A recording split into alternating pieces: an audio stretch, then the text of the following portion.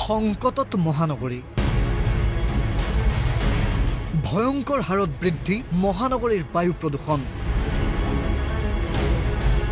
নতুন দিল্লীৰ দৰে অৱস্থা হ'ব নেকি মহানগৰীত কাৰণ বায়ু প্ৰদূষণে দিল্লীত লৈছিল ভয়াবহ ৰূপ আৰু এয়া শুকুৰবাৰৰ গুৱাহাটীৰ দৃশ্য গুৱাহাটীৰ বায়ুমণ্ডল ভৰি পৰিছে ধূলিকণাৰে চৌদিশে ধুঁৱলি কুঁৱলী পৰিৱেশ পিছে ফাগুন মাহৰ পচোৱা নহয় এয়া এখন ভয়াবহ ছবি প্ৰদূষিত মহানগৰীৰ এই আজদালে প্ৰমাণ হৈছে আজি কিদৰে আচলতে গুৱাহাটী মহানগৰীখনক ধূলিৰে আৱৰি ধৰিছে এই ধূলিৰ বাবে সমস্যাৰ সন্মুখীন হৈছে মহানগৰবাসী প্ৰেক্টিকেলি ক'ব গ'লে আমি ধূলি দেখা পোৱা নাই আনচিন ধূলি আছে আনচিন ধূলি ইটছ লুক লাইক স্মগ হয়নে দিল্লীত যেনেকুৱা হৈছিলে প্ৰথম অৱস্থাতো মই ভাবিছিলোঁ অফিচত থাকোঁতে ভাবিছিলোঁ কুঁৱলী পৰিছে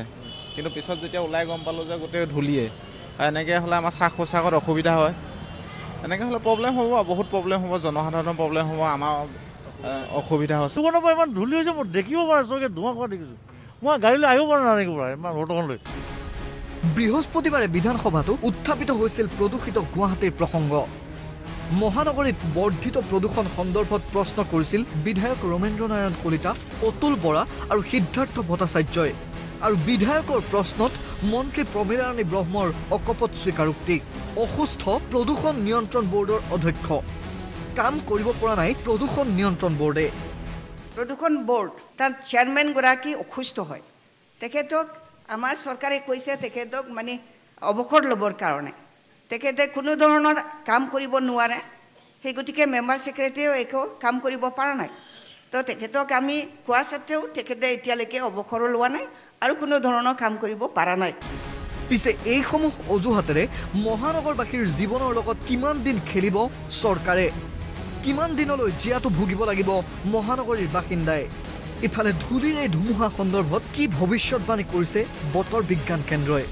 কেতিয়ালৈ আহিব বৰষুণ আৰু আজি দুপৰীয়া ভাগত গুৱাহাটী আৰু ইয়াৰ ওচৰে পাজৰে বতাহৰ গতিবেগ আছিলে 16 পৰা 18 কিলোমিটাৰ প্ৰতি ঘণ্টা সেইকাৰণে কি হৈছে আমাৰ এই ধূলিটো উৰিছে 2 দিনত গুৱাহাটী বা ইয়াৰ ওচৰে পাজৰে আমি বৰষুণ তেনে হোৱাৰ সম্ভাৱনাটো কম কেমেৰা পাৰ্চন দীপক চৌধুৰীৰ সৈতে বিৰুৎপল সেনচোৱা আৰু বঞ্জিত কলিতা ৰিপৰ্ট প্ৰতিদিন টাইম